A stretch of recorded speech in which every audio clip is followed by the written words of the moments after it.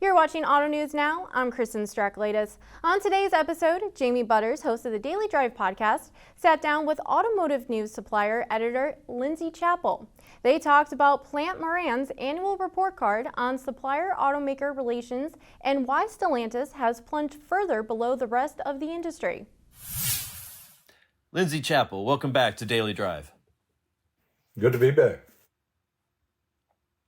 So, Lindsay, you have been writing about the Working Relations Index, about how suppliers and automakers are getting along or not so much, and that study by Plante Moran. The big story this year, by far, was Stellantis. I mean, what an epic low. What did you see in there? I think what we're seeing is the residual of years of regrouping going on at Stellantis, and before that, Fiat Chrysler, and I mean, how far back do you want to go? Service. They have been reorganizing and recrafting who they are, and that takes a toll on purchasing departments, and it takes a toll on individual leadership, and it takes a toll on the supply base. Yeah, I mean,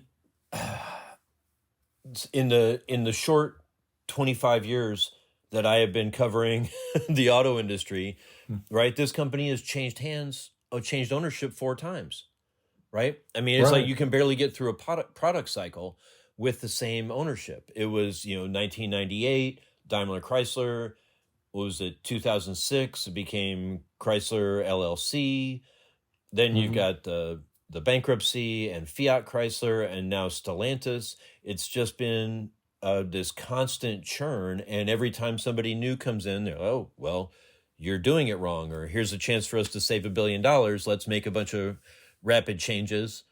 And look, I mean, purchasing is one of the price you pay for the goods, that go into your product is one of the levers management can control. But what's the damage in, coming in and just unilaterally making changes where maybe, a whole army of purchasing executives have been trying to build relations and establish common practices? It would be interesting just for a minute to remind our audience why this thing even exists, why Plante Moran does this. And it goes back to, early, 2002, 2003. There was this feeling in the auto industry that there were 2 teams. There was Team Tokyo and Team Detroit. And Team Tokyo seemed to be doing everything right, and Team Detroit seemed to be struggling to do things right. And the idea of this supplier survey was, to really hold up a mirror and say, look at what you're doing to your supply bases. And you had Toyota, Honda, and Nissan working in harmony with their supply bases. And you had Ford, General Motors, and Chrysler or Stellantis, whoever you wanted to call it, really having difficulties with their supply bases, doing things wrong. And GM was the worst of them all.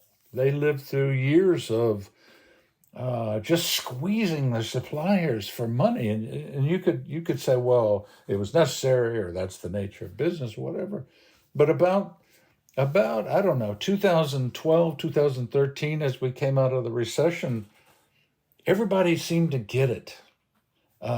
General Motors just had an awakening. I guess it was 2015 where they said, hey, we can do better at this. Let's improve in our relations. Let's see what else we can get from our supply base. And it was this miraculous turnaround at GM. Just where GM said to suppliers, help us, give us ideas, show us how we can save money, and we'll split it with you. We'll split the savings with you. You'll make money, we'll make money. And you could see GM's performance just fly up. And about that same time, unfortunately, there was a guy named Carlos Ghosn running Nissan, and he was squeezing anything he could squeeze to save money. And you saw Nissan just departing from the Japanese and doing worse and worse and worse. But through it all, one company still never seemed to get it, and that was Stellantis. Thanks for tuning in. Listen now to Jamie's full interview and the day's headlines on the Daily Drive podcast, available on all podcasting platforms. Have a great day.